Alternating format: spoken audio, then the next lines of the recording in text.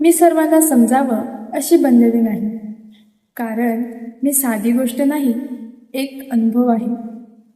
ज्यांना माझी किंमत कळते ते माझ्याजवळ टिकतात. बाकी लोकांसाठी फक्त एक गोंधळलेली कथा आहे.